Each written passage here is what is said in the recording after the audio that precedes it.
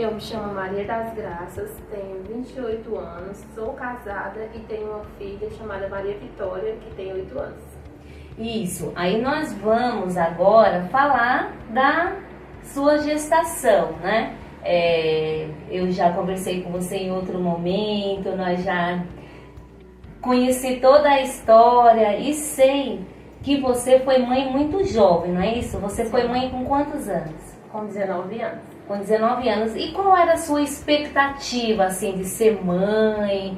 Era um sonho? Como era? Conta pra nós. Eu sonhava em ser mãe e, como toda mãe assim, que descobre a gravidez, idealiza um filho saudável, correndo pela casa, brincando. E eu não era diferente. Meu sonho era um filho saudável. Uhum. E quando foi que você descobriu, então, que você ia ter esse filho, né? Mas que você iria enfrentar alguns desafios. Quando foi? Como é que foi isso? Então, eu descobri que estava grávida, eu já estava com 2 meses, eu já tinha 19 anos. Quando eu descobri, eu tive que fazer a primeira ultrassom para saber como é que estava, com quanto tempo eu estava, que eu ainda não sabia. E aí eu descobri que estava com 2 meses já de gestação e estava tudo bem até então. Aí, entre o 2º e o 5º mês, eu tive uma queda na escada e eu também tive zika. No 5º mês de gestação, eu fui fazer a ultrassom para saber o sexo da criança. Foi aí então que eu já descobri o problema. Para mim foi um choque muito grande. E naquele momento, o que você descobriu? O que o médico falou para você? E como foi essa transmissão dessa notícia? Foi de uma forma saudável? Como é que foi isso? Porque você é muito jovem, né? Eu não tinha convivência com criança com nenhum tipo de deficiência.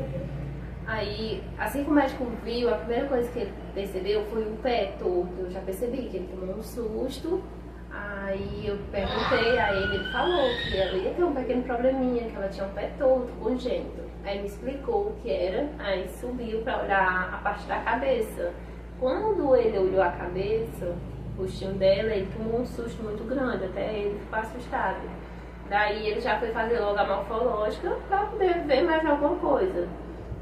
Aí ele percebeu que ela tinha fenda palatina, labial e nasal e tinha uma encefalocele frontal e occipital.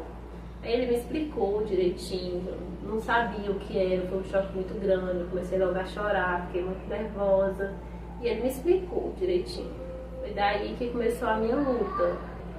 No início eu não queria aceitar, porque como eu falei, que a gente idealiza um filho perfeito, saudável. E pra mim ter um filho especial, logo eu que engravidei junto com a cunhada do meu esposo, a gente já tinha iniciado o pré-natal junto, a gente ia todas as nossas consultas juntos, nós idealizávamos como ia ser nossos filhos. E daí eu saber que a minha filha ia ser especial, aí, só que graças a Deus eu tive o apoio da minha família, eu tenho uma família maravilhosa, que me apoiou muito, que começaram a conversar comigo e me dando conselhos. Eu aceitava minha filha, eu não rejeitei, mas eu tomei aquele choque, aquele susto. E daí eu comecei a fazer um pré-natal de alto risco, fui muito bem acompanhada, graças a Deus fui muito bem acompanhada. Fui encaminhada para Fortaleza e lá eles tentaram fazer uma cirurgia pelo meu umbigo para ver se tinha como fazer logo a correção cirúrgica, só que devido à idade gestacional já não teve mais como, já não dava. Daí o médico me falou, no meu pré-natal, ele me falou que eu não me apegasse à criança, que poderia ser que eu não conseguisse chegar ao final da gestação e que se eu chegasse, ela não sobrevivia, ela morria logo assim que nascesse. Daí eu escutei o médico, fiz o que ele falou, eu não comprei nem um pacote de fralda, não comprei nada. Eu tentava não me apegar a ela, que era pra mim não sofrer mais. Aí chegou o dia do parto, eu fui ter ela, ainda cheguei a sentir dor pra ter. Eu tinha condições de ter normal, só que devido grau da malformação do rosto dela, ela não podia nascer normal. Eu tive cesárea, foi uma cesárea de emergência, foi bem complicada. Eu tive ela sozinha, né? O pai dela não pôde ficar comigo, fiquei sozinha lá. Os médicos falaram que o pai dela vinha embora, que não podia me acompanhar, que eu só ia ter ela na parte da tarde.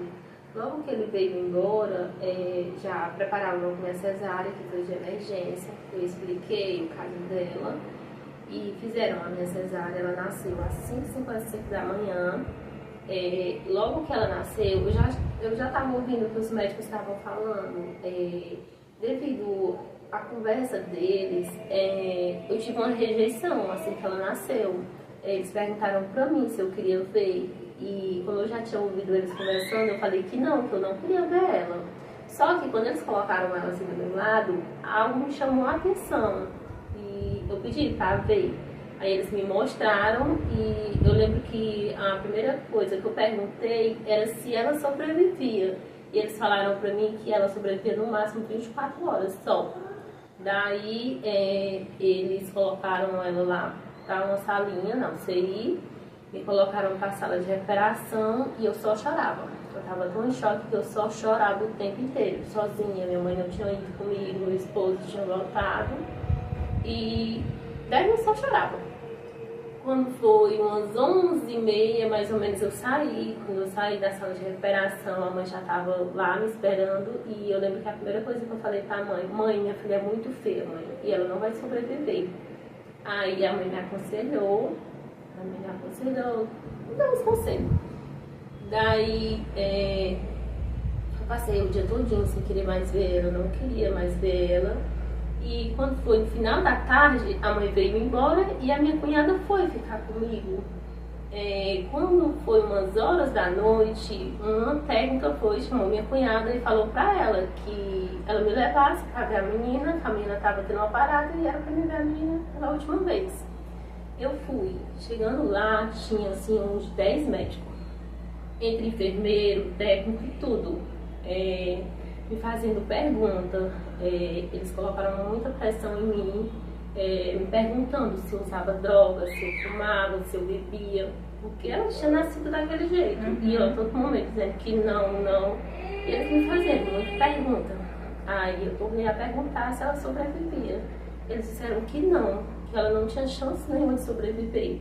Só que eu tinha fé que ela sobrevivia. Eu rejeitei na hora, mas eu amava minha filha. Sempre amei ela. Aí eu passei uns 2 dias, recebi alta. E quando eu recebi alta, eu tava sentindo muitas dores. Como eu tinha chorado muito, eu fiquei irreconhecível, bem reconhecível. Eu fiquei muito inchada, minha rosto inchou bastante. Aí eu não tinha condições de ficar só. Eu fui falar com a médica, eu pedi pra vir embora, passar uns dias em casa, enquanto eu me recuperava um pouco, e depois eu voltava bem pra cuidar dela. Aí a médica falou pra mim que eu podia vir, só que eu tinha que assinar um termo de responsabilidade, como todo dia eu ia visitar ela. Eu falei pra ela que eu não tinha condições de eu ir visitar, mas o pai dela ia, porque eles achavam que eu ia abandonar ela, devido a eu ser muito nova. Tanto que quando eu tive ela, assim que eu tive ela, eles falavam assim pra mim: não chore, você é nova, seu esposo é novo, já vocês têm outro. Aí eu conversei com a médica, assinei o termo de responsabilidade e ela me chamou em outra salinha, junto com meu esposo. Lá ela falou pra mim que a minha filha tinha uma síndrome chamada síndrome fatal, que essas crianças geralmente só sobrevivem até 3 meses de vida.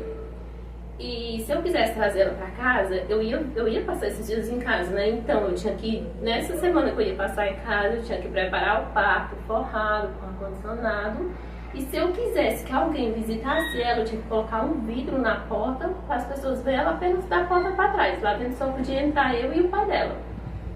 Daí não escutei essa parte do vidro. Eu forrei o quarto, eu ajeitei o quartinho, eu preparei para trazer ela para casa, porque eu sabia que ela ia sobreviver. Eu tinha esperanças, eu pedia muito a Deus para dar minha filha viva, com saúde, para me cuidar dela em casa, com saúde. Daí eu passei uns dias em casa e o meu esposo todo dia ia visitar ela. Tinha um dia que ele chegava lá, ela não estava bem, só que quando ele chegava em casa ele me dizia que ela estava bem. Era pra mim ficar bem, que eu sou muito nervosa preocupada, coisa de mãe. Daí, um dia a assistente social me ligou e pediu para mim voltar para o hospital, porque ela estava reagindo bem. Nem eles esperavam, mas ela estava reagindo bem. Apesar dela estar só em cuidados paliativos, mas ela estava bem. E que eu voltasse para mim passar mais força para ela se sentir mais segura. E eu voltei. Justamente no dia que eu voltei para o hospital, o neuro apareceu nesse dia lá. Ele foi lá ver ela e ele falou pra mim: mãezinha, tem sim como fazer a cirurgia da sua filha e eu vou fazer a cirurgia dela no dia 12 de janeiro, já tá marcada. Aí eu fiquei muito feliz, eu só conseguia pensar nessa cirurgia o tempo inteiro. Só pensava nessa cirurgia, já liguei lá pra minha família todinha, avisei que ela ia fazer a cirurgia e ficava esperando. Os minutos parece que nem passavam. Aí chegou o dia 12, eu fiquei, aquela ansiedade, pra mim ela não ia reagir a essa cirurgia. Fiquei o tempo inteiro com ela, foi 1h da tarde ela entrou pro centro cirúrgico. E eu lá fora muito ansiosa, toda hora passava um médico e eu ia apertava lá na campanha do centro cirúrgico perguntando, pra perguntar como é que ela tava, e eles dizendo que ela tava em cirurgia, eu pronto, minha filha morreu, e eles não querem me dizer. Daí foi umas 8 horas da noite, o médico saiu lá fora. Quando ele veio pra mim, ele ia me dizer que ela não tinha resistido. E ele veio: mãezinha, deu tudo certo, graças a Deus, a cirurgia da sua filha foi um sucesso e ela tá bem, ela tá se recuperando. Eu fiquei muito feliz, eu não sabia o que eu fazia. Sabe, eu só abraçava o médico, se eu chorava, se eu pulava. E aí eu já falei logo pra minha família que tinha dado tudo certo, aí que foi às 9 horas da noite ela saiu. Saiu bem, graças a Deus, bem espertinha. Aí a gente desceu, a gente foi pra UTI, que ela ficava na UTI. Quando eu cheguei na UTI, já tava aquela festa, as enfermeiras todas esperando lá, os médicos na maior felicidade, porque nem eles esperavam que ela reagisse devido à gravidade, né, do caso dela.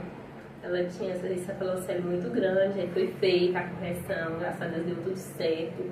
Dentro de uns 3 dias ela saiu da UTI, ela ficou lá só mesmo para ter os cuidados mais intensivos e ficou muito bem. Graças a Deus ela reagiu muito bem a essa primeira cirurgia, ela só tinha 21 dias de vida quando ela fez.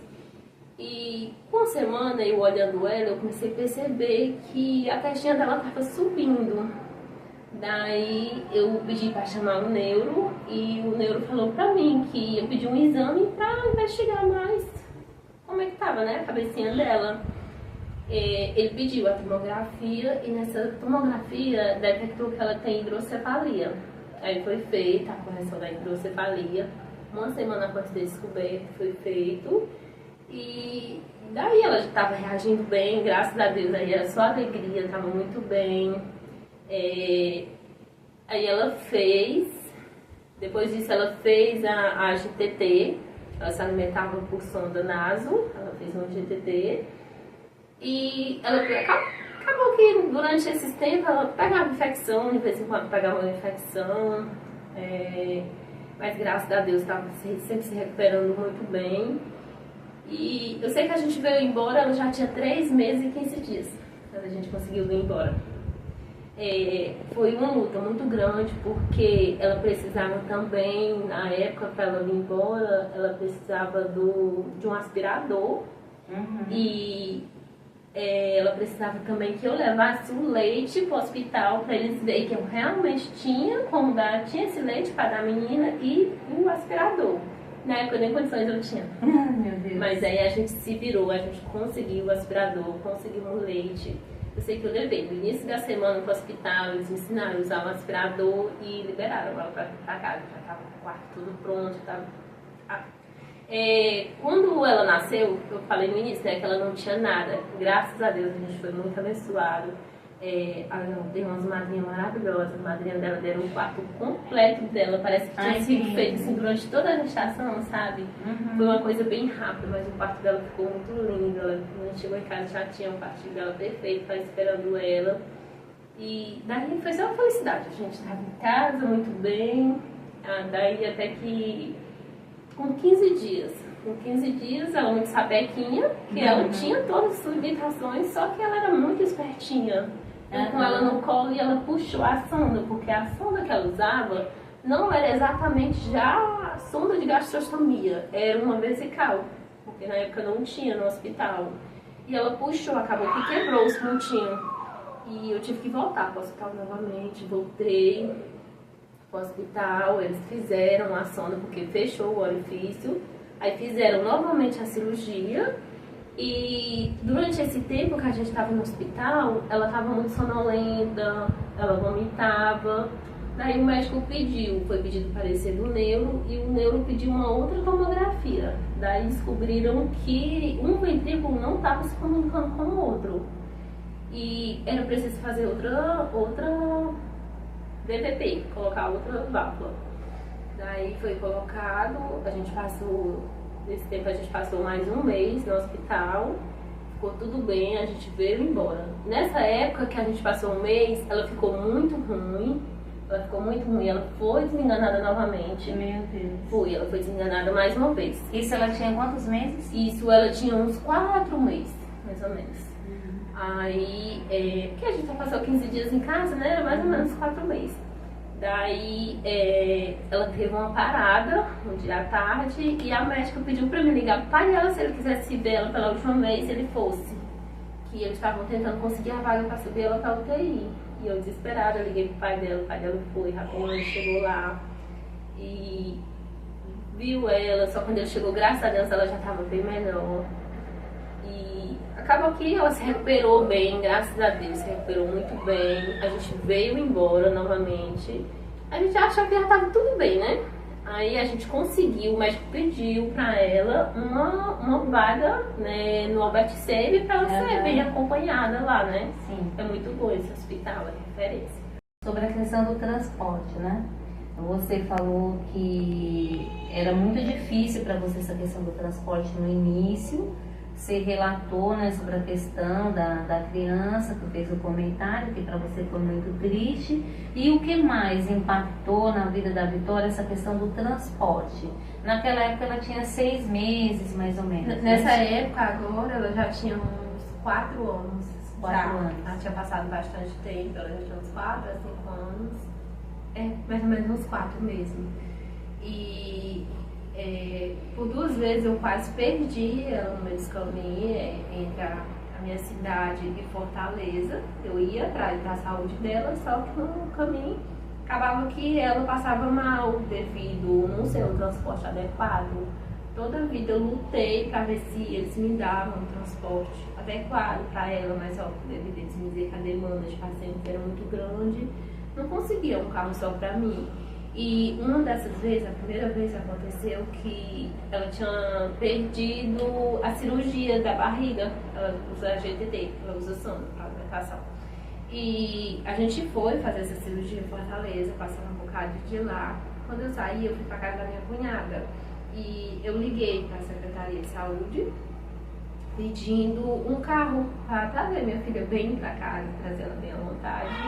E me falaram que não tinha como, porque devido à demanda ser grande, né, que tinham conseguido um sprint da cidade e que eu tinha que dar um jeitinho de trazer ela, eu tinha que tentar entender eles, só que eles não me entendiam, eu não estava vendo a situação que estava minha filha, né, e eu não aceitei trazer ela. Eu sei que eu liguei para a prefeita, eu liguei para um monte de gente, não conseguiram. Aí eu já estava com muitos dias que dava lá em Fortaleza, eu já estava na casa da minha cunhada e eu queria vir para casa. Daí a minha cunhada falou para mim que se eu quisesse, ela vinha me deixar, só que a gente vinha de ônibus. E assim a gente fez. Eu queria vir embora, não importava como eu vinha, só queria trazer minha filha bem. Aí eu achei que o ônibus era bem mais confortável para ela. E a gente veio.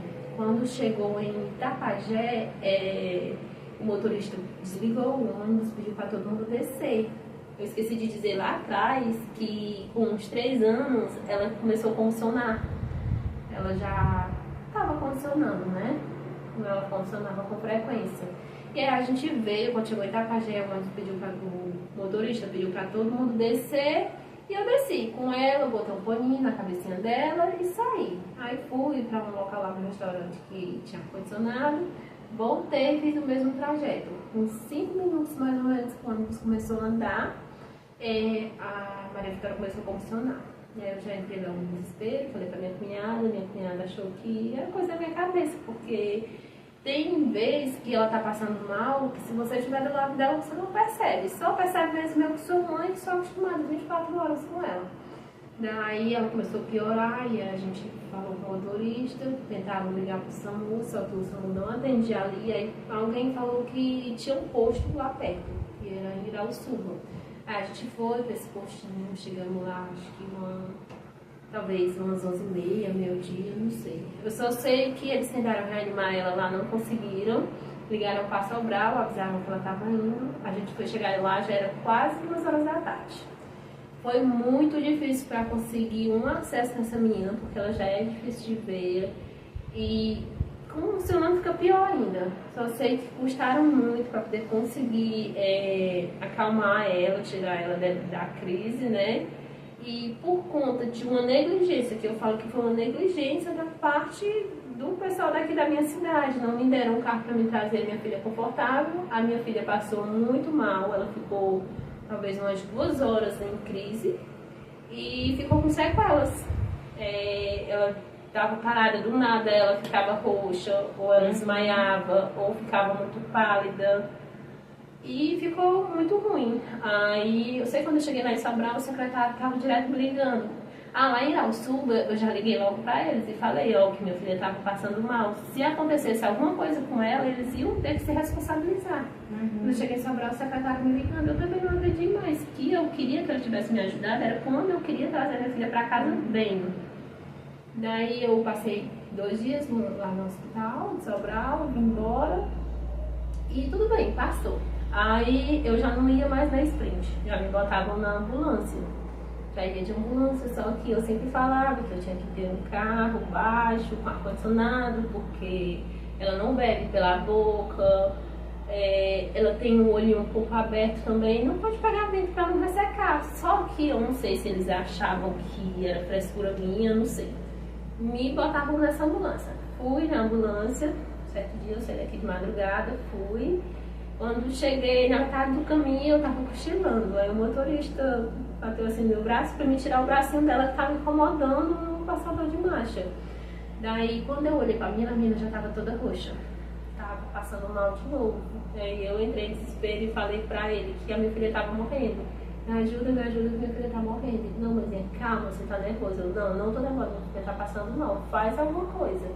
Aí ele seguiu viagem que ele queria chegar em Fortaleza. Porque perguntou, o que você tá fazendo? Aí ele falou assim, não, a gente vai chegar lá em Fortaleza, que nós já estamos perto do bairro. Ele, o que você quer que eu faça? Eu quero que você procure algum hospital, um posto de saúde mais próximo para procurar ajuda para a menina. Daí esse dia eu fiquei em São Gonçalo do Amarante, sem conhecer ninguém lá, sem conhecer nada. Passei o dia todo lá, perdi a consulta da menina. Daí desse dia eu comecei a botar mais quente ainda, porque eu sabia que eu que tenho que correr atrás das coisas para ela, né? Gracinha, eu quero só introduzir aqui, só para quem está nos ouvindo, entender melhor, né? Porque, por exemplo, uma pessoa lá de São Paulo está escutando, então ele acha que ela saiu de um bairro, foi para outro, saiu de um hospital ali, já chegou lá. Não é. Nós estamos numa cidade do interior do Ceará que tem exatamente 295 quilômetros de Varjota para Fortaleza, talvez um pouco menos ou um pouco mais, em média, 295. Levando em consideração que você está dentro de uma ambulância com outras pessoas, ou você está dentro de um carro que é desconfortável, com uma criança que não tem suas limitações, que tem risco de convulsão. Então por isso a questão da Gracinha tá fazendo esse comentário, né? Então olha, por 2 vezes ela quase perde a filha por uma questão de transporte.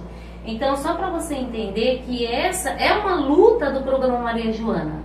uma das nossas lutas é que nós queremos também, através dos nossos projetos, essa busca desse transporte específico para essas crianças, porque nós sabemos hoje que você aqui, né, mudou essa questão do gerenciamento aqui da gestão do município, então eles têm um olhar diferenciado e busca essa qualidade de vida para os pais, mas nós também atendemos outros municípios, 4 outros municípios que não têm a mesma realidade e que nós temos mães que saem de interiores que para chegar no centro da cidade você tem 15, 20, às vezes até 30 quilômetros, e que para chegar da cidade até Fortaleza tem mais os 295 quilômetros, pessoas altamente vulneráveis que às vezes seguem viagem sem R$1 nem para alimentação, né? E o projeto entra aí, né? Entra aí para buscar essa condição, essa política pública, né? Para ajudar essas mães nessa realidade tão difícil, né? Então, assim, essa questão do transporte, então, hoje para você... Mas é assim para todos. Sim, porque você agora tem um detalhe bem importante também. Que vai todo mundo, que vai de Topic, que chega tarde, tem que esperar os outros pacientes ser atendidos. Uma realidade que a Gracinha está falando aqui, que ela foi atrás, ela lutou por isso, né? Como eu disse lá atrás, a saúde ela é universal, é por isso que nós, como um projeto social, como um terceiro setor, temos que abraçar essa causa para ver essa realidade, para trazer essa realidade para a gestão pública. Olha, não é só a Gracinha, todos eles necessitam, e a gente buscar essa qualidade de vida, né? Então, é importante isso para vocês entenderem, né? A realidade, né? E também para nós, como um projeto social que está aí desde 2019, né? Que a gente começou a construir isso junto com vocês, a gente foi começando a compreender. Então, eu acredito que só agora nós entendemos a realidade dessas famílias e sabemos o que nós queremos, né? Então, hoje nós queremos transporte para essas famílias, nós queremos que essas famílias tenham o direito de ter a fralda, o alimento, o equipo, tudo que é necessário para que ela consiga medicamentos. Então, hoje, através do nosso projeto, nós ajudamos as famílias na questão do medicamento, na questão da fralda, na questão da consulta, mas nós temos que buscar essa política pública, porque já é uma luta enorme para chegar até aqui, não é verdade? Então, o que a gente, a partir daí, que você hoje, nessa época ela tinha 4 anos, agora ela tem 8 anos.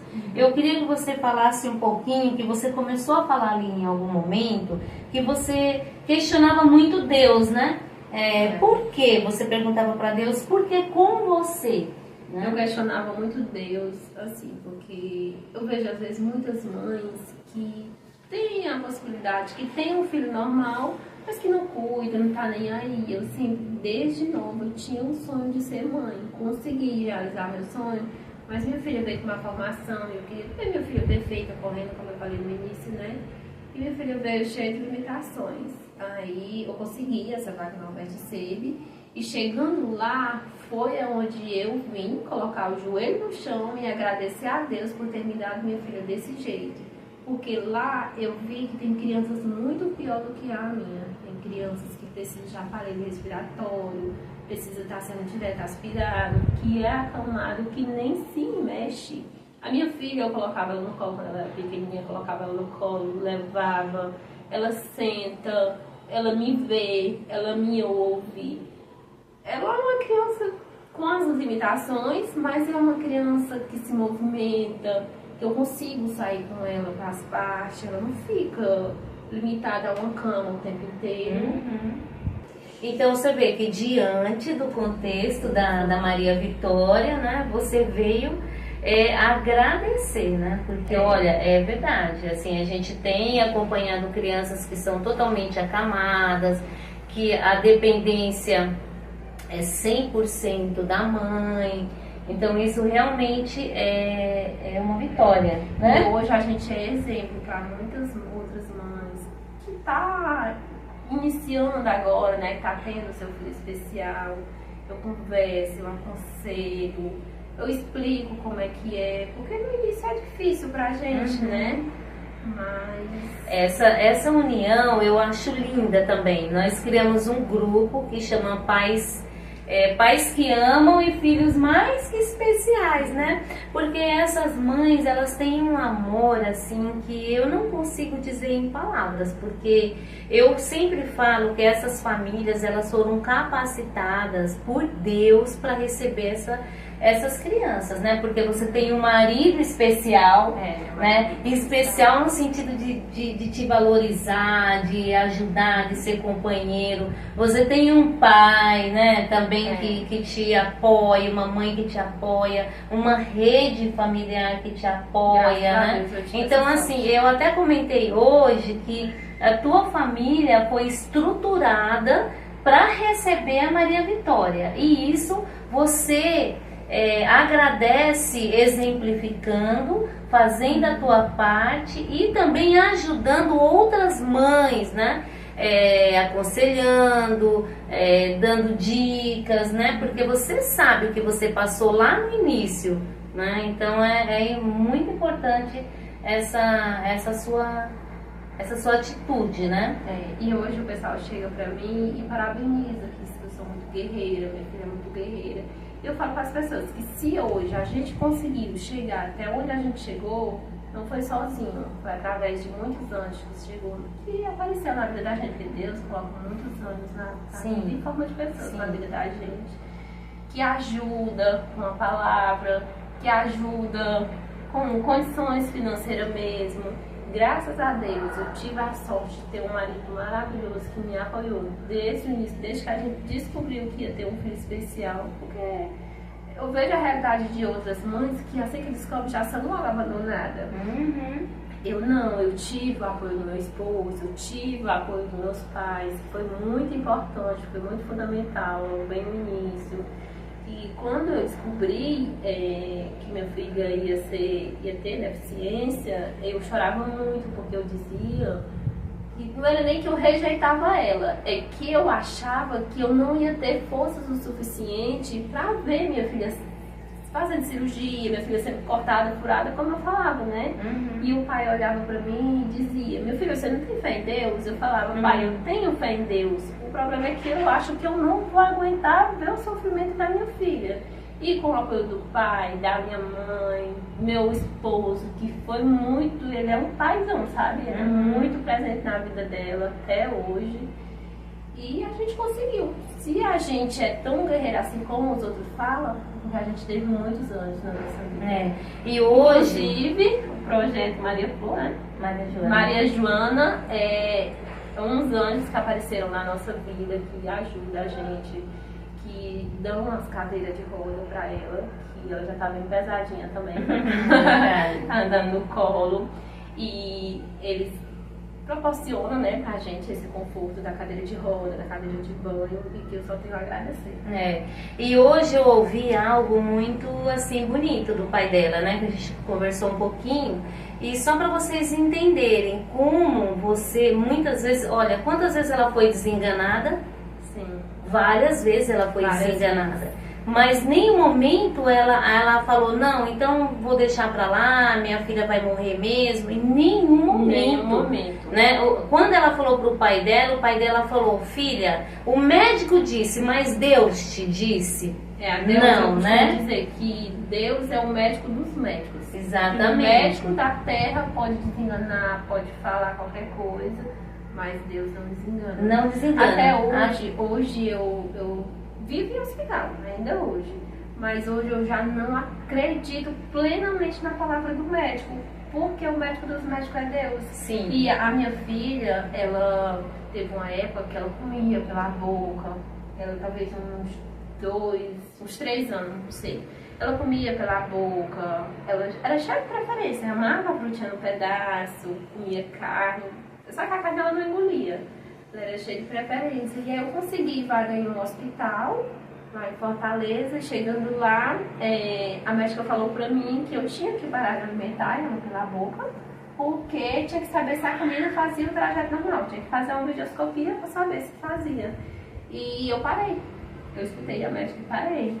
Daí ela deu alta, a menina recebeu alta desse hospital, não fez a videoscopia e até hoje é uma luta que a gente vem enfrentando a ver se consegue fazer a Maria Vitória beber pelo menos água pela boca.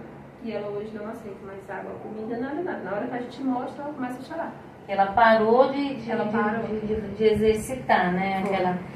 Então, isso é algo assim que eu vejo, gente, lindo nessas mães. Elas se capacitam de uma tal forma, elas entendem perfeitamente, vocês viram aí que ela falou termos técnicos, né?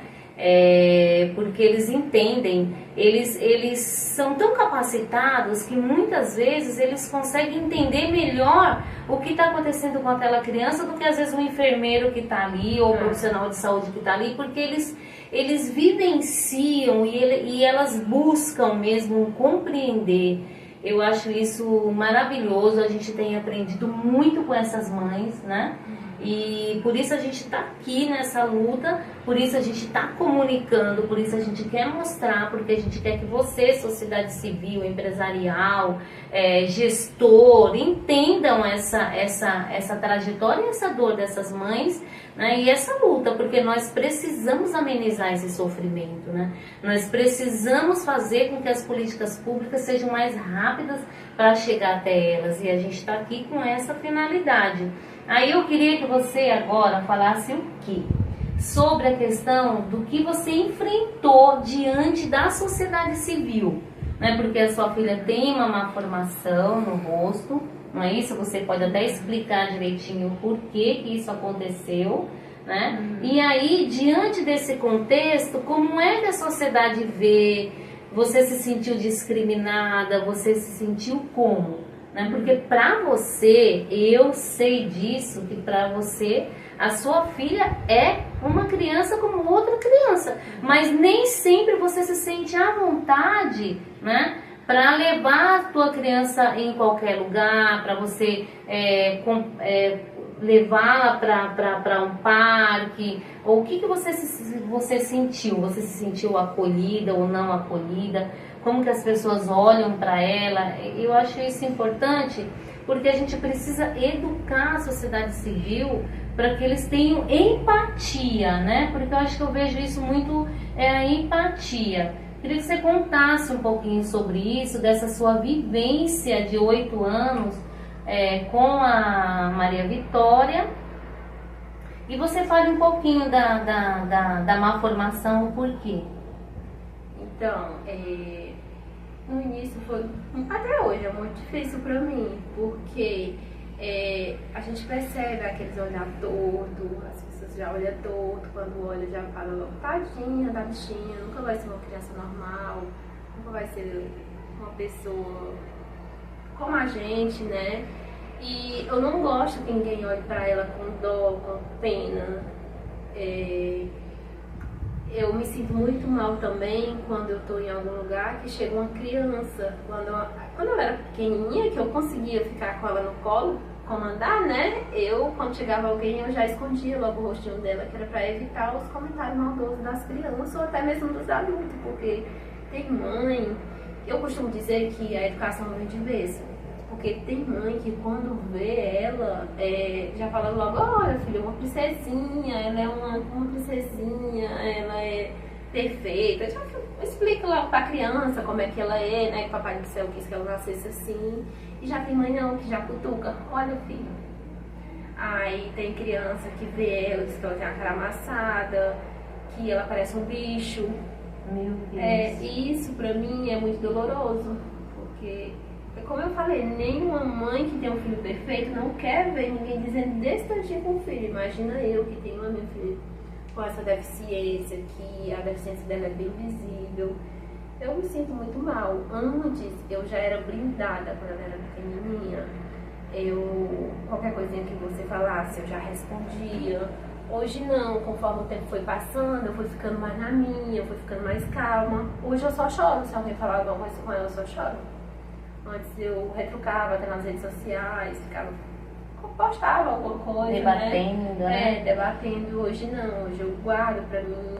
Se eu tiver, que meu esposo ele trabalha à noite, aí eu sempre vou pra lá. E se eu tiver lá no trabalho dele, chegar uma criança, começar a dizer alguma coisa com ela, eu começo a chorar. Eu simplesmente chamo ele pra vir me deixar em casa na mesma hora, porque eu não tenho mais forças pra